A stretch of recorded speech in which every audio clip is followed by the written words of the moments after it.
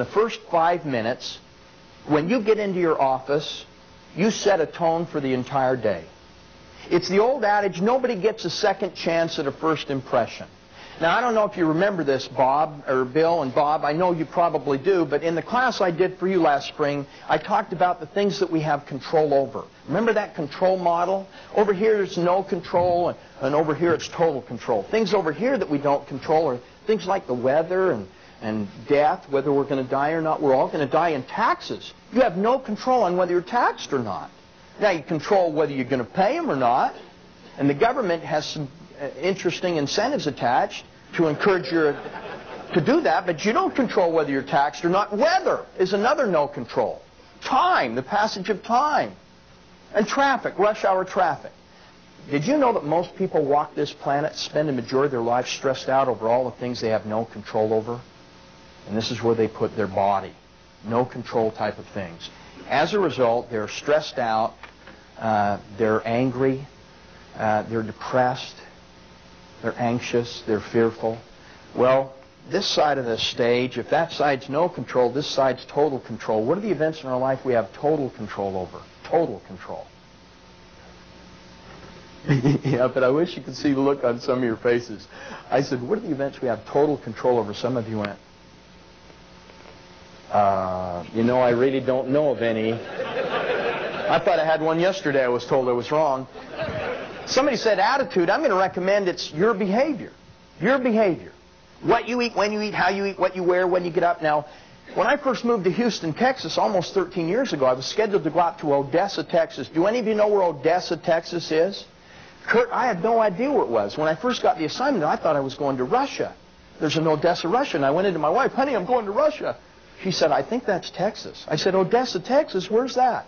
She said, I don't know, go ask Glenn. So I go next door and I said, Glenn, is there an Odessa, Texas? He said, oh, yeah. I said, where is it? He said, well, it's not hell, but you can see hell from there. Very dry, very, very desolate. And I'm doing this class, and I said, you totally control what you eat, when you eat, how you eat.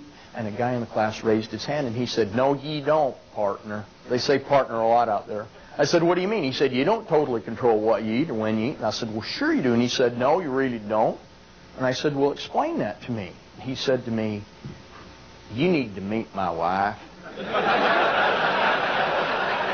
And I said, what does that mean? He said, half the time I don't even know what it is she fixes, but he said, always eat it. And I said to him, you don't have to. He turned to the guy sitting next to him and he said, he needs to meet my wife. What he was saying is he couldn't control the way that she reacted or she responded to his not eating her food, but he had control over whether he did or not. You agree with that? The only events you have control over is your own behavior. Now let me tell you why I'm bringing this up. In a speech entitled Connections Make the Difference, you are the only one that is imbued with power to make the connection. If you're waiting for somebody else to make that connection, what if they don't show up? And folks, you don't control other people's behavior. You have to give them a reason to want to make that connection. I'm telling you, it's in those three components of heart, mind, and body. And do you all agree with that? We don't control others? I mean, I learned this 29 years ago when my oldest daughter was 8 months old. On one occasion, I came home from work, walked into the kitchen, found my wife and my daughter Natalie sitting in a high chair, and the two of them were glaring at each other. And you could feel the tension as you walked into the room. So I said to my little bride, honey, what's the matter? She didn't even look up. She said, Natalie won't eat her strained spinach. And you should have seen the look on Natalie's face. She's firm in her resolve. She's looking up at her mother as though she has lockjaw. Now, my feeling is when they're that young, you can control their behavior. So I said to my wife, honey, I'll bet I could get her to eat her strained spinach. Well, that was a bad move on my part. Because she said, fine, you do it, and started to walk out of the kitchen. And then it made matters worse by saying, no, sweetheart, stick around. I'd like you to see how to do this. Guys, how many of you in this room are married? Don't ever do that. And ladies, I found out why I did it. I found out. I'm from Mars, and she's from Venus. Well, as soon as my daughter sees that I've entered the kitchen, she can't talk, but I know what she's thinking is, as soon as she sees me, this look of love comes over her face, and this look says to me, Oh, Daddy, you're here to rescue me. Mom wants me to eat this yucky stuff. I've never seen her eat it. I've never seen you eat it. I'm not going to eat it. That's what the look said. Well, this is where my feeling of control comes from. I've noticed with a small child, or even with a grown-up for that matter, you can squeeze their little cheeks right here and get an opening big enough for a baby spoon. So I walked over to Natalie and very lovingly and very gently, I squeezed both her little cheeks together. And sure enough, the opening appears. But the look of love leaves.